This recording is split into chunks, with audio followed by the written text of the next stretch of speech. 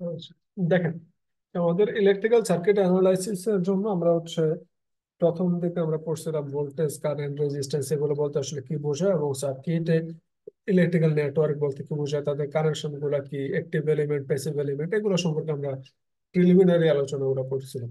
এখন আমরা দেখবো, আমরা যদি যদি কোনো একটা সার্কিট নিতে চাই, ধরুন আমি এরকম একটা সার্কিট নিলাম,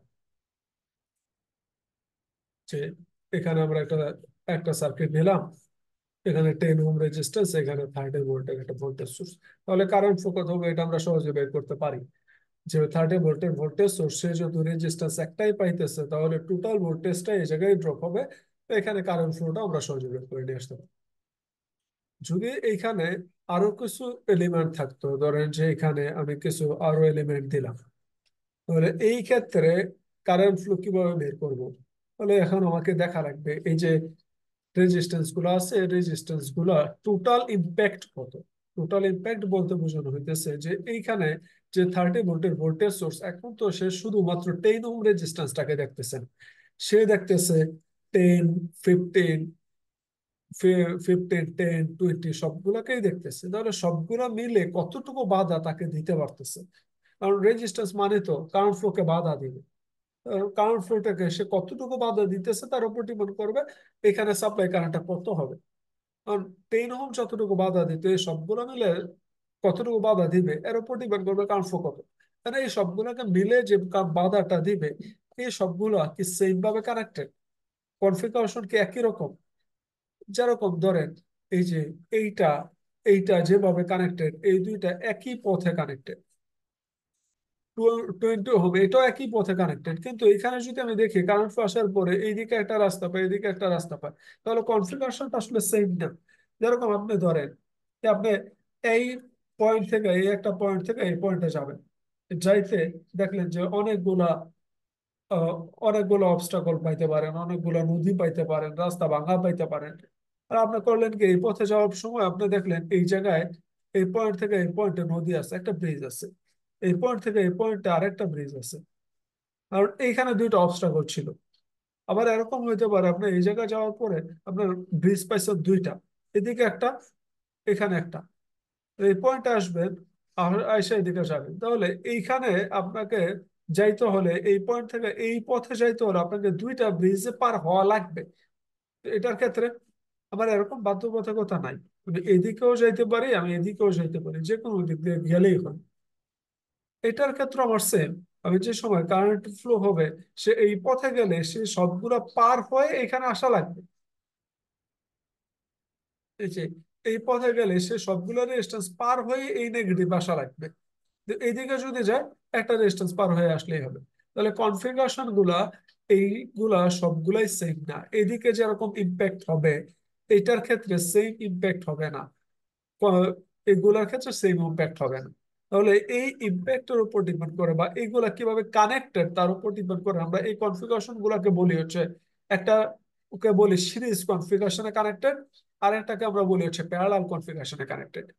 যে এইখানে আমি দুইটা কনফিগারেশন পাবো, একটাকে আমরা বলি সিরিজে কানেক্টেড, একটাকে আমরা বলি প্যারালালে কানেক্টেড। সিরিজে কানেক্টেড কোনটাকে বলি? সিরিজে কানেক্টেড বলি একটার পর পর আর একটা কানেক্টেড। এই যে এইটার পর এটা কানেক্টেড, এইটা যেই পয়েন্টে শেষ হয়েছে, এইটার শুরু হয়েছে ওই দিক থেকে। তাহলে এই কনফিগারেশন আমার দুইটা রেজিস্ট্যান্সে পার হয়ে যাওয়া লাগবে, দুইটা সেতু পার হওয়া লাগতেছে। তবে এইটা একটা কনফিগারেশন, এইটা সার্কিটে যেরকম ইম্প্যাক্ট রাখবে, এই কনফিগারেশনটা আবার সার্কিটে সেম ইম্প্যাক্ট রাখবে না, ভিন্ন ইম্প্যাক্ট হবে। কারণ এইদিকে চাইলে কিছু মানুষ এদিকে যাবে, আবার কিছু মানুষের মনে হবে যে না, এদিকে বাধা কম, এদিকে যাইতে সুবিধা বেশি, তাহলে এদিকে যাই। তাহলে এদিকে যাইতে না পারলে এদিকে যাইতে পারবে। তাহলে কনফিগারেশন গুলো এক একটার ক্ষেত্রে এক এক রকম। তাহলে দুইটার ক্ষেত্রে সেম ইম্প্যাক্ট না। তাহলে কোনটার ক্ষেত্রে কিরকম ইম্প্যাক্ট পড়ে, কিরকমের বাধা পড়ে, বা কোনটার ক্ষেত্রে কারেন্ট ফ্লো কিভাবে অ্যানালাইসিস করবো, এগুলোই আমরা আজকের ক্লাসে দেখবো। এরকম একটা কনফিগারেশনকে আমরা বলি সিরিজ কনফিগারেশনে কানেক্টেড, আর একটাকে আমরা বলি প্যারালাল কনফিগারেশনে কানেক্টেড। তো সিরিজ কোনটাকে বলি? সিরিজ বা শ্রেণীতে কানেক্টেড, এটা আমরা বলি যদি আমরা দেখি কোন রেজিস্ট্যান্স একটার পর পর আর একটা কানেক্টেড, ওইগুলোকে আমরা বলি সিরিজ কনফিগারেশনে কানেক্টেড। বা কারেন্ট যে সময় ফ্লো হবে সে ফ্লো হওয়ার জন্য একটা সিঙ্গেল রাস্তা পাবে, অনেকগুলো রাস্তা না, সিঙ্গেল একটা ওয়ে থাকবে। ওইগুলাকে আমরা বলি হচ্ছে সিরিজ কনফিগারেশন। যে আমি এইখানে একটা রেজিস্ট্যান্স নিলাম, এইখানে একটা রেজিস্ট্যান্স নিলাম, তাহলে R1, R2, R3, তিনটা রেজিস্ট্যান্সকে আমি কানেক্ট করবো। এইখানে হয়তো বা একটা ভোল্টেজ সোর্স আমি কানেক্ট করলাম।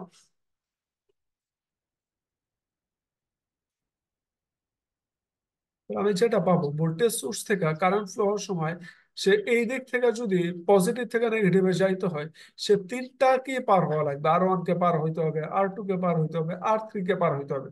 তাহলে আমার যদি শুধু একটা রেজিস্ট্যান্স থাকতো, R1 থাকতো, তাহলে যেরকম বাধা পাইতো, এখন তিনটা অ্যাড করলে কি বাধা কি কমবে না বাড়বে?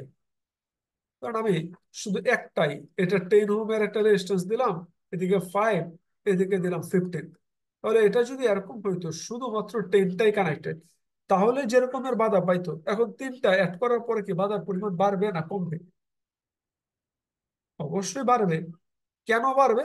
কারণ এইটার ক্ষেত্রে আগে একটা পার হয়ে গেলেই হতো, এখন যেহেতু সিরিজে কানেক্টেড আমার তিনটাকে পার করা লাগতেছে, তাহলে তিনটা মিলে যে ইম্প্যাক্ট হবে এটাকে আমরা বলি তার ইকুইভ্যালেন্ট রেজিস্ট্যান্স। এই ইকুইভ্যালেন্ট রেজিস্ট্যান্সটা অবশ্যই বাড়বে।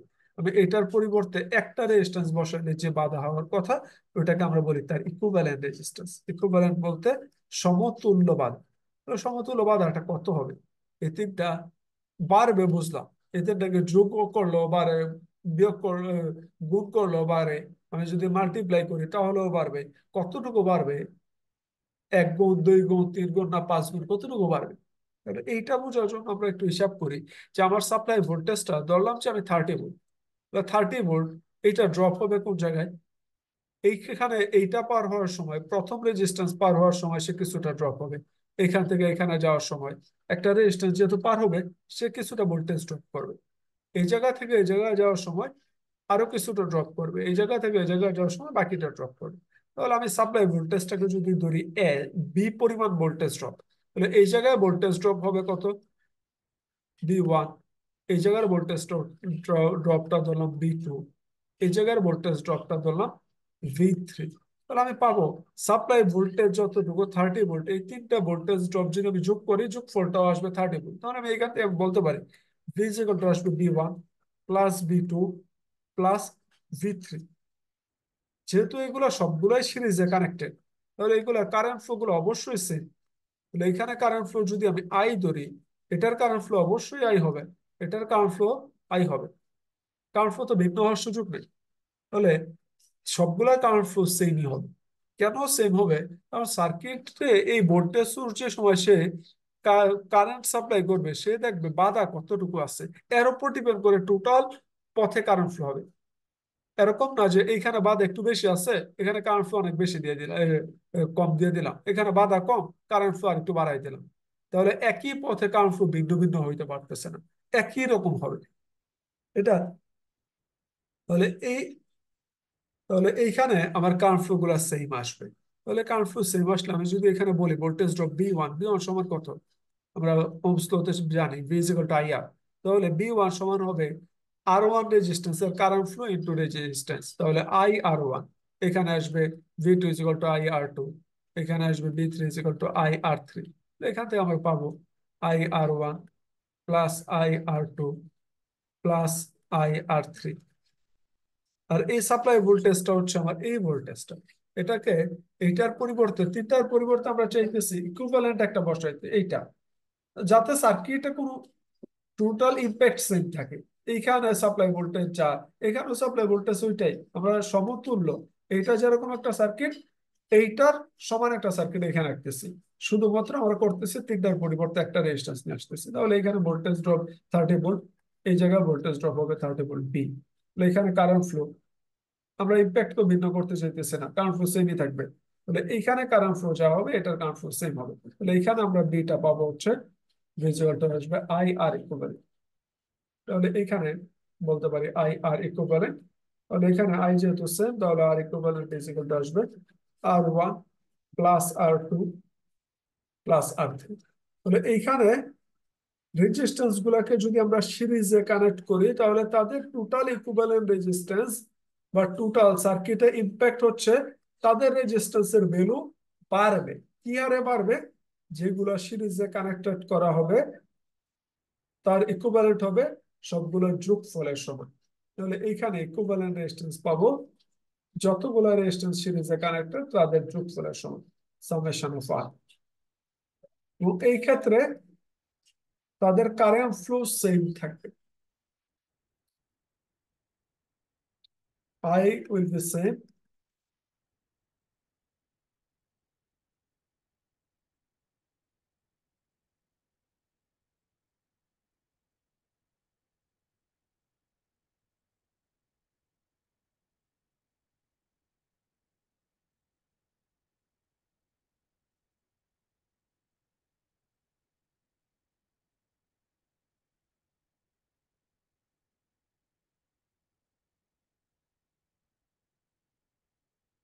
কারেন্ট ফ্লো হচ্ছে প্রতিটা রেজিস্ট্যান্সের কারেন্ট ফ্লো সেম থাকবে, ইকুইভ্যালেন্ট রেজিস্ট্যান্সের কারেন্ট ফ্লো সেম থাকবে।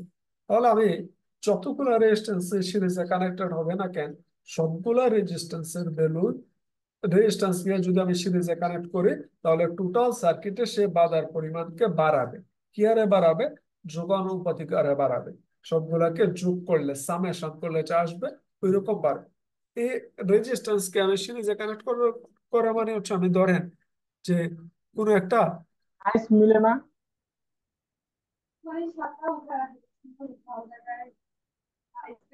ভার্সিটি পড়ে যাবে ওটা।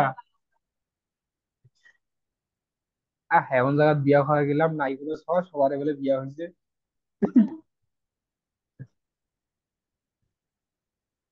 বিয়েটা হাস্যকর। ওইখানে আবার হচ্ছে, আবার মজার জিনিস কি ছিল কি, এই যে মাইক্রোফোনটা অফ করেন, বিয়ার কাহিনী পরে বললেন। আমি কেন অফ করতে পারতেছি না?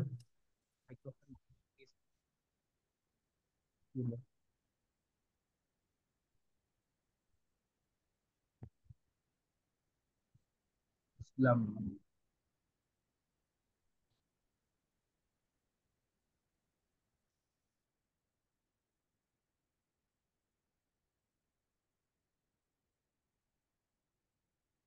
দেখেন, মানে এই জায়গায় এটা অনেকটা আমি যদি কনসিডার করতে চাই,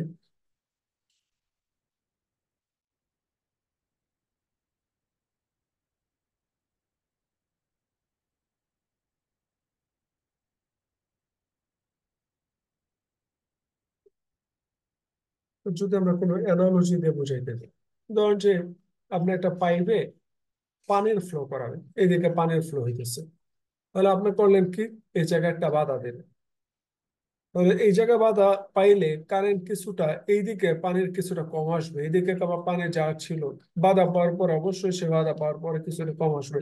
এদিকে আপনি আরো একটা বাধা দিচ্ছেন, তাহলে বাধার পরিমাণটা আরো কমে আসবে। এদিকে বাধা দিলে বাধার পরিমাণটা আরো কিছুটা কমবে। এখানে যদি আপনি আরো বাধা দেন, বাধার পরিমাণটা আরো কমে আসবে। তাহলে এইখানে আমি যতবারই বাধা অ্যাড করি না কেন, রেজিস্ট্যান্স যতগুলা পর পর কানেক্ট করব, সিরিজে কানেক্ট করব, অতবারই তার বাধার পরিমাণ আস্তে আস্তে বাড়তে থাকে। তাহলে এইখানে বাধার পরিমাণটা আমরা হিসাব করি হচ্ছে তাদের রেজিস্ট্যান্স গুলা সিরিজে কানেক্ট করা মানে হচ্ছে রেজিস্ট্যান্স গুলার টোটাল ইকুইভ্যালেন্ট রেজিস্ট্যান্স হবে তাদের যোগফলের সমান। আর তাদের কারেন্ট ফ্লো, সবগুলোর ক্ষেত্রেই কারেন্ট ফ্লো সেম থাকবে, ইকুইভ্যালেন্টের কারেন্ট ফ্লো সমান। তাহলে এখানে এইটা হচ্ছে আমাদের সিরিজের কনফিগারেশন। আমি যদি ওইটাই, আগেরটাই যদি ম্যাথমেটিক্যালি ইকুয়েশনে করতে চাই, কিছু প্রবলেম সেট করে এখান থেকে, তো যে আগের প্রবলেমটা আমরা দিলাম যে 10, 5, 15, 30 ভোল্ট। আপনাকে কোশ্চেন করা হয়েছে ইকুইভ্যালেন্ট রেজিস্ট্যান্স কত হবে এটা বের করেন। ইকুইভ্যালেন্ট মানে তিনটার পরিবর্তে যদি আমি একটা রেজিস্ট্যান্স ইউজ করতাম, তাহলে রেজিস্ট্যান্সের ভ্যালু কত হতো এটা বের করতে বলছে। Supply current by the battery, battery কতটুকু কারেন্ট সাপ্লাই করবে ওইটা বের করতে বলছে।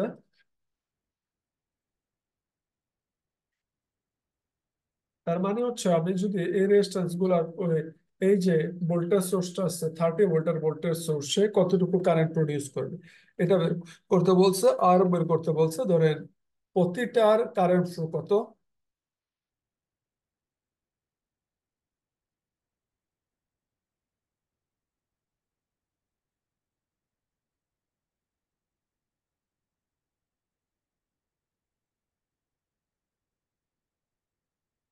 এরপর আপনাকে বের করতে বললো ভোল্টেজ ড্রপ কত হবে, কোনটাতে কতটুকু ভোল্টেজ ড্রপ হবে। 30 ভোল্টের টোটালটাই তো এই 10 ওহমে হবে না বা 5 ওহমে হবে না, কোনটাতে কতটুকু ভোল্টেজ ড্রপ হবে।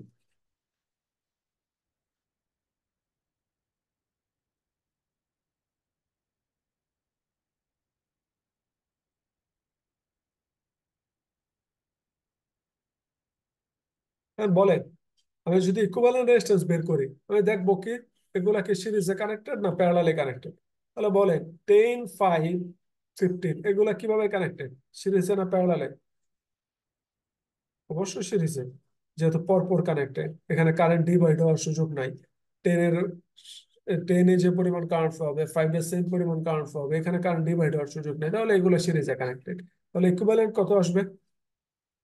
ইকুইভ্যালেন্ট জানি, সিরিজের ইকুইভ্যালেন্ট হয় সবগুলোর যোগফলের সমান, তাহলে আর ইকুইভ্যালেন্ট হবে 10, 5, 15 এগুলোর যোগফল 10, 5, 15 কত পাবো 30 ওহম।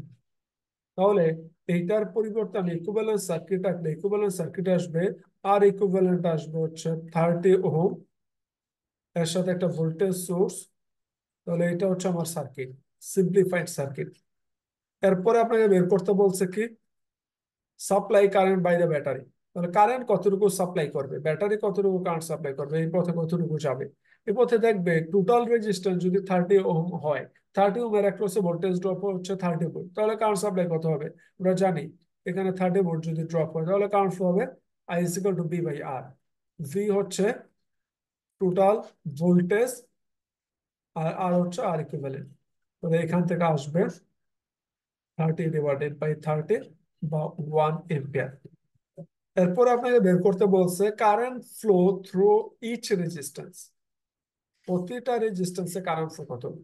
আমরা জানি ইকুইভ্যালেন্টে কারেন্ট ফ্লো যা হবে প্রতিটা রেজিস্ট্যান্সেরই কারেন্ট ফ্লো সেম হবে। ইকুইভ্যালেন্টে কারেন্ট ফ্লো কত 1 এম্পিয়ার। তাহলে ইকুইভ্যালেন্টে কারেন্ট ফ্লো যদি 1 এম্পিয়ার হয় তাহলে এটার কারেন্ট ফ্লো হবে 1 এম্পিয়ার, এটার কারেন্ট ফ্লো হবে 1 এম্পিয়ার, এটার কারেন্ট ফ্লো হবে 1 এম্পিয়ার। কারণ সিরিজে তাদের ইকুইভ্যালেন্ট রেজিস্ট্যান্স হচ্ছে তাদের যোগফলের সমান, আর সাপ্লাই কারেন্ট প্রতিটার কারেন্ট ফ্লো তার ইকুইভ্যালেন্টের কারেন্ট ফ্লো সমান হবে। আমার মেইন কি পয়েন্ট হচ্ছে এই দুইটা, যে সিরিজে প্রতিটার কারেন্ট ফ্লো সেম হবে, ভোল্টেজ ড্রপ ভিন্ন হতে পারে কিন্তু কারেন্ট ফ্লো সেম হবে, ইকুইভ্যালেন্টের কারেন্ট ফ্লো যা হবে প্রতিটার কারেন্ট ফ্লো সেম হবে। তাহলে এইখানে প্রতিটার কারেন্ট ফ্লো 10 ওহমের কারেন্ট ফ্লো, 15 ওহমের কারেন্ট ফ্লো, 5 ওহমের কারেন্ট ফ্লো, ইকুইভ্যালেন্টের কারেন্ট ফ্লো সবগুলাই 1 এম্পিয়ার। এরপর আপনাকে বের করতে বলছে voltage drop across each resistor, প্রতিটার ভোল্টেজ ড্রপ কত, এখানে ভোল্টেজ ড্রপ কত, এইটার ভোল্টেজ ড্রপ কত, কত পাবো।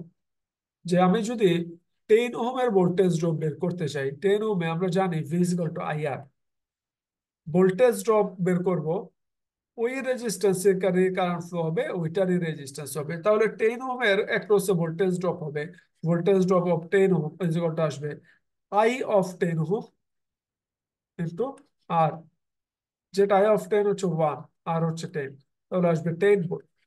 সেম ভাবে ভি 5 ওহমের ক্ষেত্রে আসবে I of 5 ohm into R, R হচ্ছে 5 এরটা, তাহলে এইখানে পাবো হচ্ছে 1 ইন্টু 5 বা 5 ভোল্ট।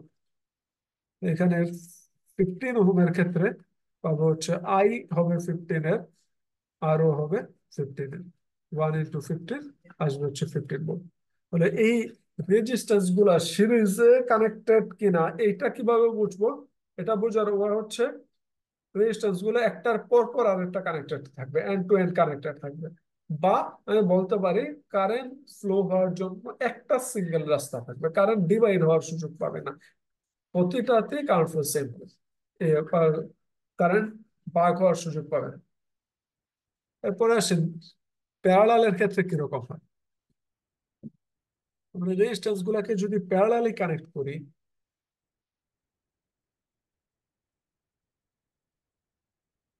প্যারালাল মানে কি?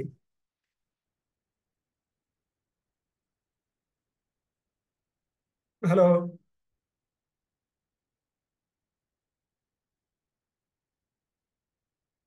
হ্যালো, এই পর্যন্ত কারো কোশ্চেন আছে কিনা?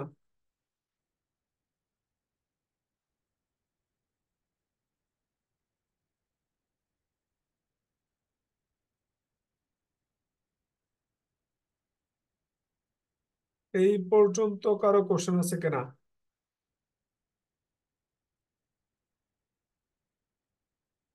আচ্ছা দেখেন, প্যারালাল বলতে আমরা বুঝি হচ্ছে সমান্তরাল।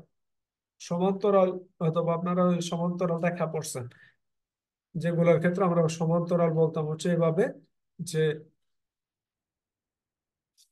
এইটার সাথে এইটার প্রতিটা পয়েন্টের ডিস্টেন্স সমান থাকবে, ওইগুলোকে আমরা বলি হচ্ছে সমান্তরাল। এই ক্ষেত্রে আমরা সমান্তরাল বলতে বোঝাই বা প্যারালাল বলতে বোঝাই যে যে রেজিস্ট্যান্স গুলা প্যারালালি কানেক্টেড হবে, ওই রেজিস্ট্যান্স গুলা সবগুলোর ভোল্টেজ ড্রপ সেম থাকবে। কিভাবে ভোল্টেজ ড্রপ সেম থাকে? প্যারালাল বলা বলতে হচ্ছে একটা আরেকটা মিরর ইমেজ, বা দুইটাই দেখতে সেম। এখানে তো দেখতে সেম হয় না, এখানে আমরা বলি দুইটাতে ভোল্টেজ ড্রপ সেম হবে, মানে দুইটাতে এনার্জি খরচ সেম হবে। দুইটাতে এনার্জি বা লস সেম হইতে পারে, ড্রপ সেম হইতে পারে। কিভাবে? আমি যদি দেখি যে কোনো দুইটা কমন পয়েন্ট, আমার এই একটা ভোল্টেজ, আমি একটা সার্কিট নিলাম, যে এই একটা সার্কিট নিলাম, আমরা দেখি সার্কিটের ক্ষেত্রে আমি এই দিকে একটা রেজিস্ট্যান্স দিলাম, এই দিকে একটা রেজিস্ট্যান্স দিলাম, তাহলে আমার এই একটা পয়েন্ট যেখানে একটা ভোল্টেজ আছে, ধরলাম যে এটা 30 ভোল্টেজ, তাহলে এইখানে এই পয়েন্টের ভোল্টেজ, পজিটিভের ভোল্টেজ 30, এখানে আসার পরে হয়তো 0 ভোল্ট হবে। 0 ভোল্ট কোন পথের জন্য? যেই পথে আসুক না কেন, এই যে এটা এই পথে আসলো, তার ভোল্টেজ ড্রপ হবে 30 ভোল্ট। সে এই পথে আসলো, সে এইদিকে 30 থেকে 0 হইতেছে, 30 ভোল্ট ড্রপ করতেছে। এই পথে আসলো, সে 30 ভোল্টে ড্রপ করতেছে, কমও করতেছে না, বেশিও করতেছে না। তাহলে এইগুলাকে আমরা বলি হচ্ছে প্যারালালি কানেক্টেড, যেখানে ভোল্টেজ ড্রপ গুলা সেম থাকবে। ভোল্টেজ ড্রপ সেম থাকবে আমি কিভাবে বুঝবো? আমি দেখবো যে কোনো দুইটা কমন পয়েন্টের মাঝখানে যে রেজিস্ট্যান্স গুলা কানেক্টেড, এগুলা প্যারালালি কানেক্টেড। যে কমন ভোল্টেজ পয়েন্টের মাঝখানে, এগুলা হচ্ছে ভোল্টেজ পয়েন্ট পেয়ার। তাহলে এইটা আমার একটা কমন পয়েন্ট, যেখানে এই রেজিস্ট্যান্সটা R1 এবং R2 দুইটারই কানেক্টেড। এইটা আমার আরেকটা কমন পয়েন্ট, যেখানে R1 এর অপর পয়েন্ট এবং R2 এর অপর পয়েন্ট কানেক্টেড। তাহলে এই ক্ষেত্রে আমরা বলি হচ্ছে তারা প্যারালালি কানেক্টেড। তাহলে প্যারালালি কানেক্টেড হইতে হলে অবশ্যই দুইটা কমন পয়েন্ট থাকতে হবে।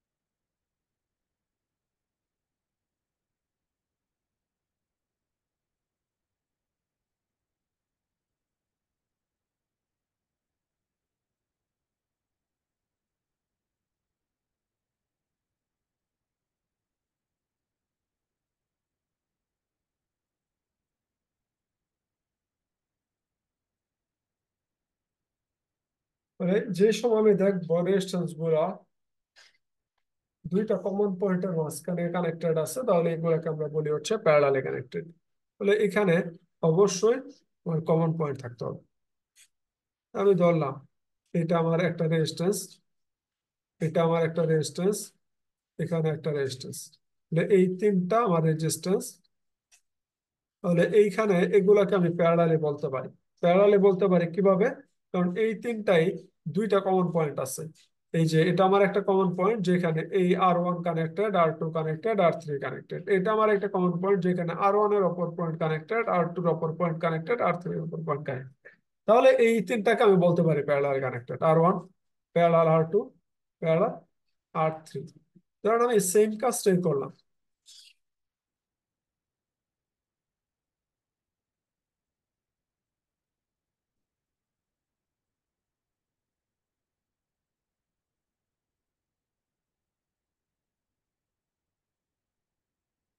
এই জায়গায় R1 এর জায়গায় আমি হচ্ছে আরো দুইটা রেজিস্ট্যান্স অ্যাড করলাম,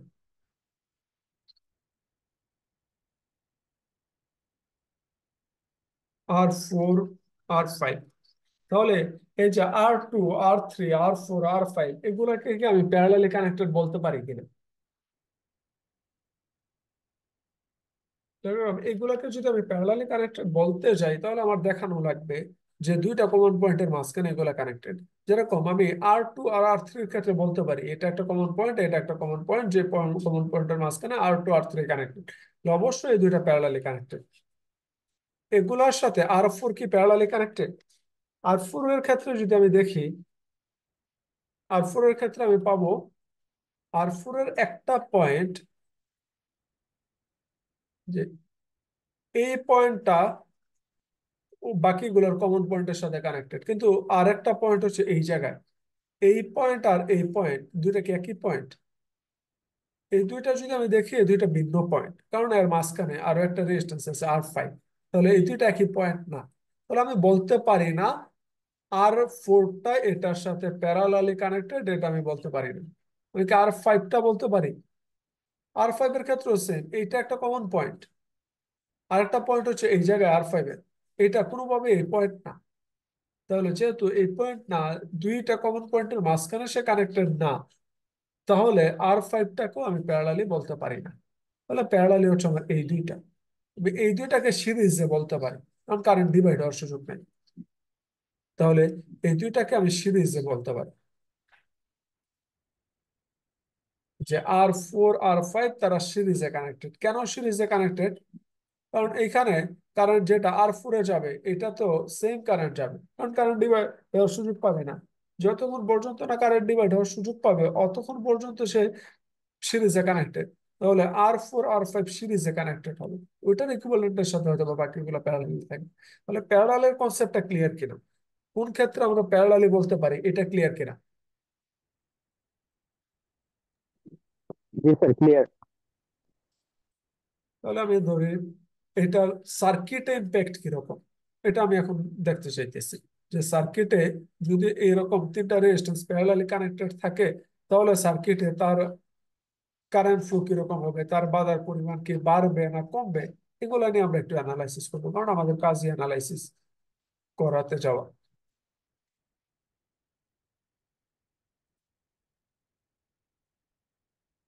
ধরেন আমি একটা জায়গা থেকে আরেকটা জায়গায় যাব, ধরুন যে এটা আমার বাসা, আমি অন্য একটা বাসায় যাব, এইখানে একটা বাসা। তাহলে এইখানে বাসায় যাইতে হলে আমার হয়তো অনেক ওয়ে থাকতে পারে। এইদিকে আমি রোড আছে, রোড দিয়ে ডিরেক্ট যাইতে পারি। হয়তো বা এদিকে যাওয়ার পর আমি দেখতে পারি এদিকে কিছু নদী আছে, আমি নৌকা পার হয়ে যেতে পারি। আবার অন্য কোনো দিয়ে হয়তো বা আমি ট্রেন দিয়েও বাসায় যেতে পারি। ধরলাম যেদিকে ট্রেনের রাস্তা আছে আমি ট্রেন দিয়েও বাসায় যেতে পারি। আমার অনেকগুলো ওয়ে আছে, ধরেন যে ঢাকা থেকে ওই বরিশাল যাবে। বরিশালে আগে বেশিরভাগ ক্ষেত্রে লঞ্চে যেত, এখন বাসেও যায়, লঞ্চে যায়, স্পিড বোটে যায়, অনেকগুলো ওয়ে আছে। এখন ঈদের সময়, এখন যেরকম বাসে যাওয়ার সুবিধা, ঈদের সময় তো সবগুলাই বাসে প্রচুর জ্যাম হয়, এদিকে যেতে জ্যাম হয়। তাহলে সে যে সময় বাসায় যাবে সে কোন রোডে যাবে? অনেক মানুষ যে সময় বাসায় যেতে চাবে, ঢাকা থেকে বরিশাল যেতে যাবে, সে দেখবে রাস্তা যেহেতু অনেকগুলো আছে, এদিকে কিছু মানুষ যাবে, কিছু মানুষ দেখবে না এদিকে যেহেতু যা এই, মানুষের চাপ বেশি, জাম বেশি, তাহলে এই জ্যাম ঠেলে আমি যাব না, আমি যাই এদিকে যাই, এদিকে নৌকা দিয়ে যাই। বা আরেকজন মনে করতে পারে না আমি ট্রেনে চলে যাই। তাহলে এইগুলা হচ্ছে আমার সবগুলাই এই পয়েন্ট থেকে এই পয়েন্টে যাওয়ার রাস্তা, এই যে এই পয়েন্ট থেকে এই পয়েন্টে আসার রাস্তা। তাহলে আগে যেটা একটা ওয়ে ছিল, এখন ওয়ে আছে তিনটা। মানে আগে যত মানুষ সহজে বাসায় যাইতে পারতো, এখন এর চেয়ে কষ্টে যাবে না এর চেয়ে সহজে যাবে। আগে ধরেন আমি রাস্তা দিলাম শুধু এইটা, আমার মানুষ 100 জন, 100 জন মানুষ এই পথে যদি যাইতে চায়, তাহলে তার বাধার পরিমাণ বাড়বে না কমবে? বাধার পরিমাণ যেটা হবে, আমি পারবে। যদি তিনটা ওয়ে দিয়ে দেই, তাহলে বাধার পরিমাণ কি আগের চেয়ে বাড়বে না কমবে? এখন 100 মানুষ তো আর এই একই পথে যাবে না, হয়তো এদিকে 50 যাইতেছে, এদিকে 25 যাইতেছে, এদিকে 25 যাইতেছে। আগে যেটা একটা পথে যাইতে হইতো 100 জন মানুষ, এখন তিনটা পথ পাইতেছে। তাহলে এইখানে বাধা যতটুকু হবে, এইখানে বাধা কি কম হবে না বেশি হবে? অবশ্যই আমি যত ওয়ে কম বেশি হবে। দিছি, বাধার পরিমাণটা আরো কমে আসবে। তাহলে টোটাল ইম্প্যাক্ট এই পয়েন্ট থেকে এই পয়েন্টে যাইতে আমি বলবো আগে যত বেশি পরিমাণ কষ্ট করা লাগতো, এখন আর অত কষ্ট করা লাগে না। কেন লাগে না? কারণ নতুন নতুন রাস্তা ক্রিয়েট হয়েছে। যে সময় ইলেকট্রনও সে দেখে আমি এই পয়েন্ট থেকে এই পয়েন্টে যাইতে আমার তো খরচ সেম, আমি দূরত্ব সেম দূরত্ব যাইতেছি, আমি হয় এইদিকে যাব, আবার দেখবে কিছু ইলেকট্রন হয়তো বা 100 ইলেকট্রন আমি এদিকে দিলাম, 50 জন এদিকে যাবে, দেখবে যে না, নতুন তো আরো একটা রাস্তা আছে, এদিকে সব যাইতে হলে বাধার পরিমাণ বেশি, এদিকে হয়তো বা 25 জন যাইতেছে, বাকি 25 জন এদিক দিয়ে যাইতেছে। তাহলে আমি প্যারালালি যতগুলা ওয়ে দিব, এর মানে হচ্ছে আমি তাকে নতুন নতুন রাস্তা দিতেছি কারেন্ট ফ্লো হওয়ার জন্য। এক রাস্তায় যাইতে না পারলে আরেক জায়গায় রাস্তায় যাবে, যেদিকে বাধা কম ওইদিকে বেশি পরিমাণ যাবে, যেদিকে বাধা বেশি এদিকে কম পরিমাণ যাবে, কিন্তু আমি নতুন নতুন উপায় দিতেছি। তাহলে টোটাল ইম্প্যাক্ট, সার্কিটের টোটাল ইম্প্যাক্ট, আমি রেজিস্ট্যান্স অ্যাড করতেছি কিন্তু টোটাল ইম্প্যাক্ট আসলে বাধার পরিমাণটা কমে আসতেছে। আমি যদি এই চারটা জায়গায় আরো একটা ওয়ে দিতাম, তাহলে এই 25 জন হয়তো বা এখানে 25 জন যেত না, এখানে 50 জন যেত না, এখানে 40 যেত, এখানে 10 যেত, তাহলে আরো ইজিলি যাইতে পারতো, আরো কষ্ট কম হইতো। তাহলে এই যে ইলেকট্রন গুলোকে যে সময় আমি বা দ্বারা রেজিস্ট্যান্স গুলাকে প্যারালালি কানেক্ট করি, তাকে আমি নতুন নতুন রাস্তা দিই কারেন্ট ফ্লো হওয়ার জন্য। তাহলে নতুন নতুন রাস্তা দিলে কারেন্ট আগে যতটুকু বাধায় যাইতে পারতো এখন আরো ইজিলি যাইতে পারবে। এক রাস্তায় যেতে না পারলে আরেক রাস্তায় যাবে, আরেক রাস্তায় যেতে না পারলে আরেক রাস্তায় যাবে। তাহলে টোটাল সার্কিটে তার ইম্প্যাক্টটা হচ্ছে বাধার পরিমাণটা কমে আসবে। কবে কিভাবে কমবে? সিরিজে যেরকম আমরা দেখছি বাড়ে, জুম করার মতো বাড়ে, এখানে কমে কি একটা থেকে আরেকটাকে মাইনাস করে দিব, না কিভাবে কম? এটাই আমরা একটু অ্যানালাইসিস করার ট্রাই করব।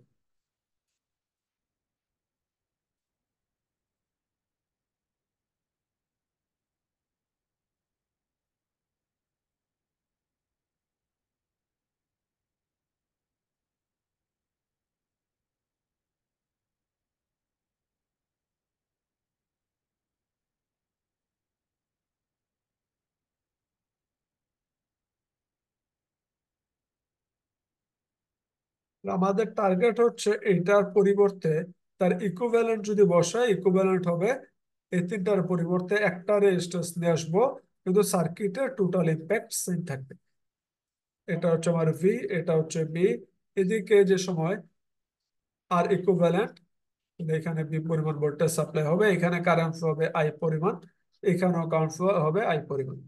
এই কারেন্ট আসার পরে, এই যে আই পরিমাণ কারেন্ট আসলো, আসার পরে সে দেখবে কয়টা রাস্তা আছে, তিনটা। এদিকে একটা ধরলাম I1, এদিকে একটা I2, এদিকে একটা I3। তাহলে যে আই পরিমাণ কারেন্ট আসছে, এটাই তো তিনটা ভাগে ভাগ হয়েছে। তাহলে আমি বলতে পারি কি I is equal to I1 plus I2 plus I3, বলা যায় কিনা? যে কারেন্টটা এই ভোল্টেজ সোর্স থেকে যতটুকু আসছে, এটাই তো ভাগ হয়েছে তিনটা ভাগে। তাহলে এগুলাকে কি আমি I is equal to I1 plus I2 plus I3 এই ইকুয়েশনে লিখতে পারি কিনা? I is equal to I1 plus I2 plus I3। যদি আমি ভোল্টেজ ড্রপ দেখি, প্রতিটার ভোল্টেজ ড্রপ সেম, কারণ এই পথে যাক, এই পথে গেল সে যতটুকু এনার্জি খরচ করবে, এই পথে গেল সে অতটুকুই দূরত্ব কভার করবে। যদি এই পথে যায় সে সেম দূরত্বে কভার করবে, সে সেম পরিমাণ ইফেক্টই রাখবে। তাহলে এইখানে ভোল্টেজ ড্রপ যা হবে, এখানে ভোল্টেজ ড্রপ সেম হবে, এখানেও ভোল্টেজ ড্রপ সেম হবে, আর এটার ভোল্টেজ ড্রপ তো সেম। তাহলে আমি যদি কারেন্ট ফ্লো গুলোর ক্ষেত্রে ওহমস ল ইকুয়েশন অ্যাপ্লাই করি, আমি পাবো I is equal to B by R। V হচ্ছে B ডিভাইডেড বাই R। আর কত? ইকুইভ্যালেন্টের কারেন্ট ফ্লো, তাহলে R equivalent. I1 is equal to কত আসবে? V divided by R1। তাহলে V ডিভাইডেড বাই R1, এটা is equal to V divided by R2, এখানে আসবে divided B divided by R3। তাহলে এখানে যদি আমি হিসাব করি, I 1/R equivalent is equal to আসবে 1/R1 plus 1/R2 plus 1/R3। তাহলে আর ইকুইভ্যালেন্ট ইজ ইকুয়াল টু আসবে 1/R1 plus 1/R2 plus 1/R3 টোটালটার inverse. তাহলে এই ভ্যালুটা আসলে আমরা বলছিলাম, একটা কথা বলছিলাম যে রেজিস্ট্যান্স গুলাকে, যত রেজিস্ট্যান্স আমি প্যারালালি কানেক্ট করি না কেন, সার্কিটে তার ইম্প্যাক্ট হচ্ছে টোটাল রেজিস্ট্যান্সের ভ্যালু কমে। মানে ইকুইভ্যালেন্টটা এগুলার চেয়ে কম হবে। কোনটার চেয়ে কম হবে? R1 এর থেকে, R2 থেকে, R3 থেকে? কোনটার চেয়ে কম হবে? যেটা সবচেয়ে কম তারটার চেয়েও কম হবে। কারণ এইটা যদি আমি ধরি 1 ওহম, তাহলে এটার সাথে আমি 10 ওহম, 15 ওহম কানেক্ট করছি। তাহলে এইটাই যতটুকু আগে যাইতো, এখন এদিকেও কিছু যাবে, এদিকে প্রেশার আরো কমবে। তাহলে সার্কিটে টোটাল ইম্প্যাক্ট আসলে রেজিস্ট্যান্সের ইম্প্যাক্ট কমতেছে। তাহলে এই ইকুইভ্যালেন্টটা এগুলোর চেয়েও কম হবে। এটা আমরা হিসাব করে দেখতে পারি যে এখানে ইকুইভ্যালেন্ট এটার চেয়েও কম হয় কেন। ধরেন আপনি হিসাব করলেন যে আর ইকুইভ্যালেন্ট, এই তিনটা যদি আমি প্যারালালে কানেক্ট করি আর ইকুইভ্যালেন্ট কত আসে। তাহলে দেখেন 1/1 প্লাস 1/10 প্লাস 1/15, এই টোটালটার ইনভার্স করেন, কত আসে? কেউ একজন ক্যালকুলেট করে বলেন।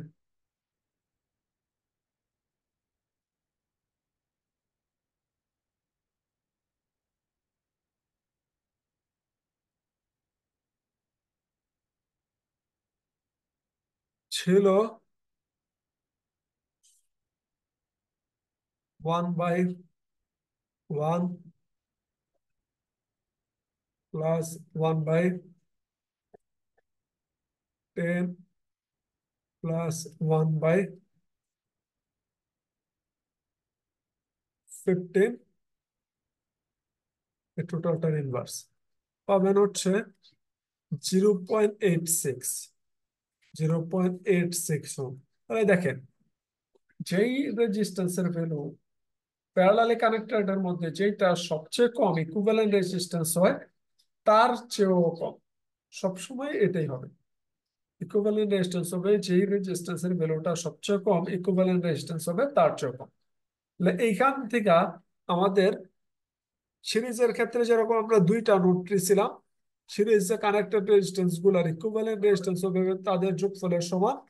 আর সিরিজে কারেন্ট ফ্লো গুলো সেম থাকবে, প্রতিটার কারেন্ট ফ্লো সেম থাকবে।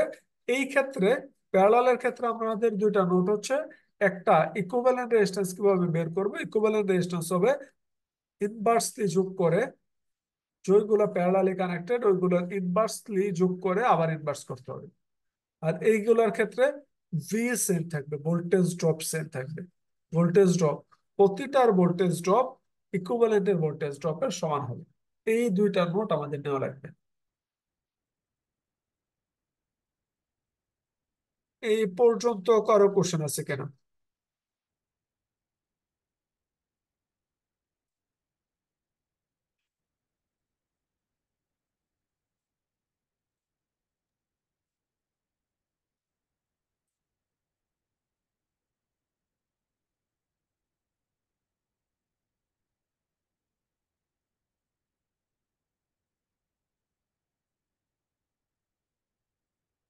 এই পর্যন্ত কারো কোশ্চেন আছে?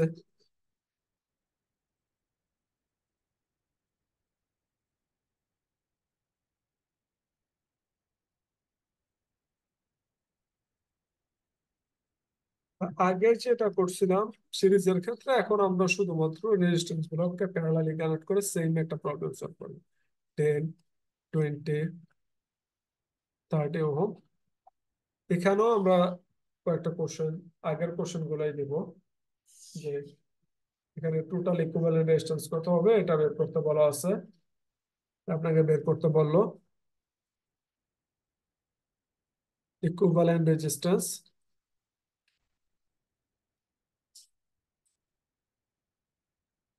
তারপরে বের করতে বললো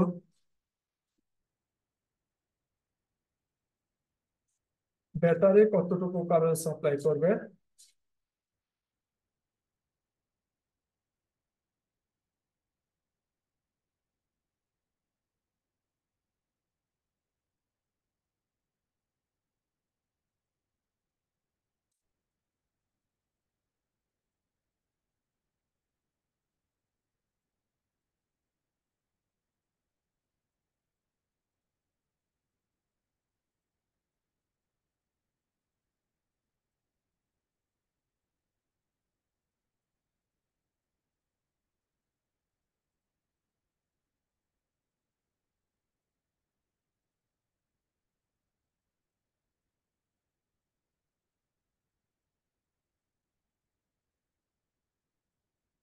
এখানেও আমাকে চারটা কোশ্চেন বললো যে ইকুইভ্যালেন্ট রেজিস্ট্যান্স কত হবে এটা বের করে,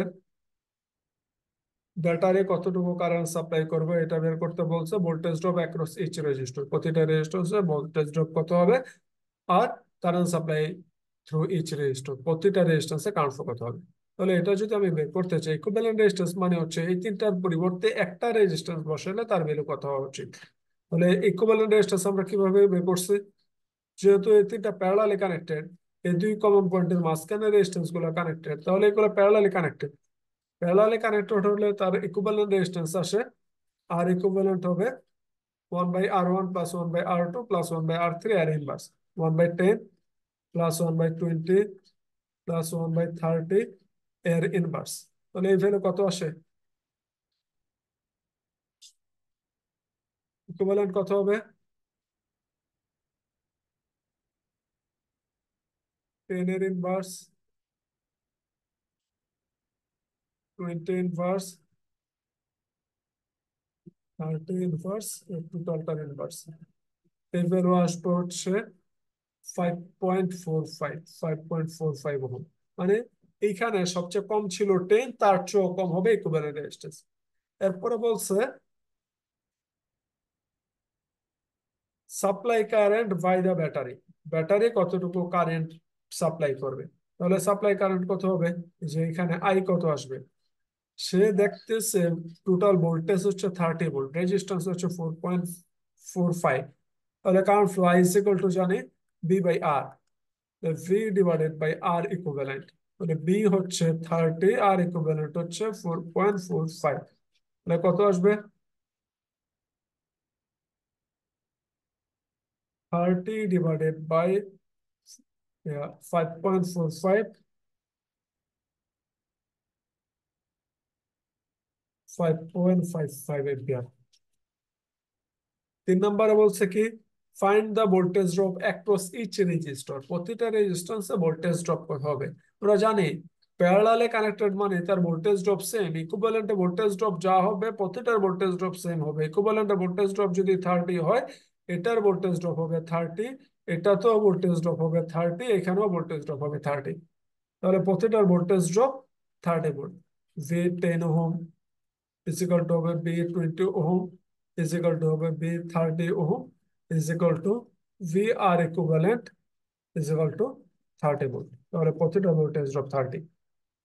ফাইনালি আপনাকে যেটা বের করতে বলছে, প্রতিটা রেজিস্ট্যান্সে কারেন্ট ফ্লো কত হবে, যে current flow through each resistor, তাহলে এটার কারেন্ট ফ্লো কত হবে, এটার কারেন্ট ফ্লো কত হবে, এটার কারেন্ট ফ্লো কত হবে। তাহলে এইখানে কারেন্ট ফ্লো বের করা মানে 10 এ কারেন্ট ফ্লো বের করবো, V divided by R equivalent, V কত 30, আর আর ওয়ান কত, এইটার কারেন্ট ফ্লো যেহেতু, তাহলে এটার অ্যাক্রসে ভোল্টেজ ড্রপ ডিভাইডেড বাই এটার রেজিস্ট্যান্স, এটার রেজিস্ট্যান্স কত 10, তাহলে 10 আসবে 3 এম্পিয়ার। 20 জন্য কত আসবে, 20 অ্যাক্রসে voltage drop 30 divided by resistance 20, আসবে 1.5। 30 জন্য কত আসবে, 30 অ্যাক্রস ভোল্টেজ ড্রপ 30, রেজিস্ট্যান্স কত 30, আসবে হচ্ছে 1। এগুলো আপনি বের করতে বলছেন। এটা হচ্ছে আমাদের কিভাবে হচ্ছে সিরিজের ক্ষেত্রে কিভাবে আমরা অ্যানালাইসিস করবো, প্যারালালের ক্ষেত্রে কিভাবে অ্যানালাইসিস করবো। এরপর আমরা দেখবো সার্কিট গুলো যদি আরো কমপ্লেক্স হয়, একই সার্কিটের মধ্যে সিরিজও আছে প্যারালালও আছে, ওই ক্ষেত্রে তার টোটাল ইম্প্যাক্ট কত হবে, কারেন্ট ফ্লো কত হবে, ভোল্টেজ ড্রপ কোনটাতে, কারেন্ট ফ্লো কত হবে, ভোল্টেজ ড্রপ কত হবে, এগুলো আমরা আস্তে আস্তে অ্যানালাইসিস করবো। এই পর্যন্ত কারো কোশ্চেন আছে কিনা?